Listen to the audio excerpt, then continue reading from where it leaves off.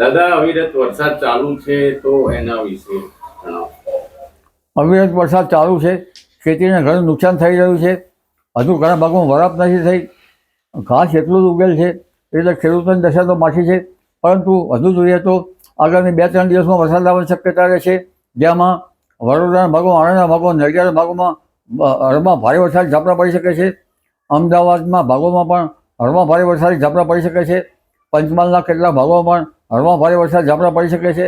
આ ઉપરાંત અરવલ્લી, સાબરકાંઠા, ઈડરના ભાગોમાં કેટલાક ભાગોમાં પણ હળવા ભારે વરસાદ ઝાપટા પડી શકે છે. અને ઉત્તર ગુજરાત કેટલાક ભાગોમાં હળવા ભારે વરસાદ ઝાપટા પડી શકે છે. તેમજ કચ્છના કેટલાક ભાગોમાં પણ હળવા ભારે વરસાદ ઝાપટા પડી શકે છે. હવે વરસાદ લગભગ ઝાપટાના રૂપે આવતો જ રહે છે. આ ઉપરાંત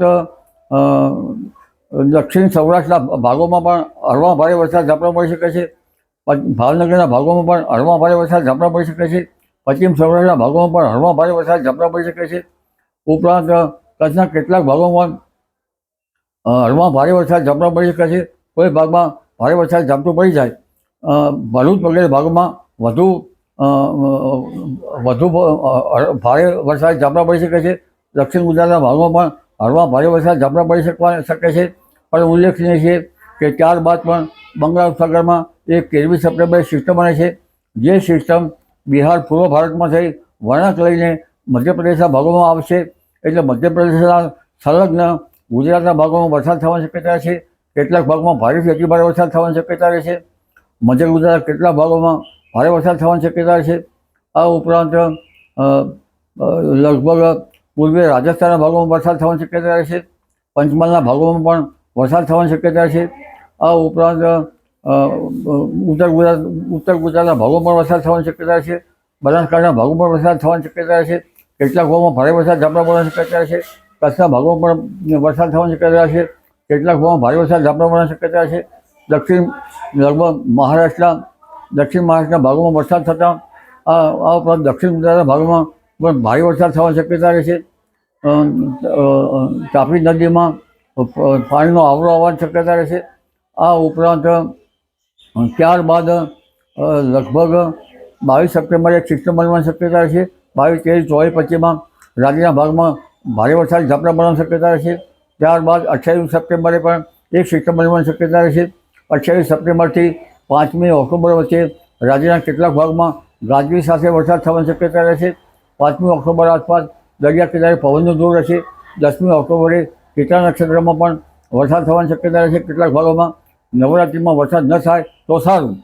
આ ઉપરાંત લગભગ શરદ પૂર્ણિમામાં રાતમાં જો ચંદ્ર કાળા વાદળોમાં ઘેરાયેલો હશે તો લગભગ સમુદ્રમાં ભારે હલચલ જોવા મળે.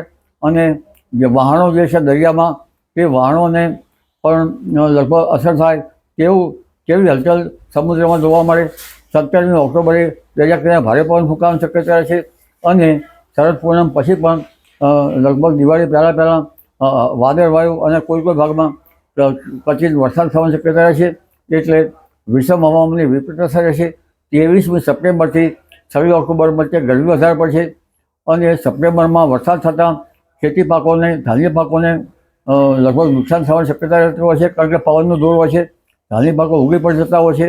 23 સપ્ટેમ્બર પછી વિષમ હવામાનની વિપરીત અસરના કારણે ખેતરમાં પડેલા પાથરાઓમાં ઝેરી જીવજંતુ પડવાની શક્યતા રહેશે.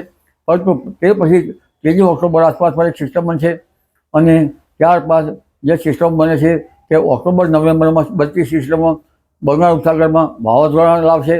અને કેટલાક વાવાઝોડા ભારે છે. એટલે હમણાં ભિન્ન ભાગોમાં સિસ્ટમો બની રહી છે. પરંતુ જે સિસ્ટમો સપ્ટેમ્બરના અંતમાં અને લગભગ 17 ઓક્ટોબર પહેલાં બને છે, એ સિસ્ટમો બંગાળ ઉપસાગરમાં જરા વધારે અસર કરતા રહેશે. અને ત્યાર પછીની જે સિસ્ટમો બનશે તે બંગાળ ઉપસાગરમાં ભારે ચક્રવાતો સર્જાઈ શકે છે. અને આ વખતે જો લા નીનોની અસર લગભગ ઓક્ટોબરમાં થવાની શક્યતા જણાય છે, તો ઠંડી પણ પડવાની શક્યતા રહેશે. લગભગ 2-3 ડિસેમ્બરથી ઠંડીની શરૂઆત થઈ જશે. અને આ વખતે પોષ મહિનો આકરો રહેવાની શક્યતા રહેશે.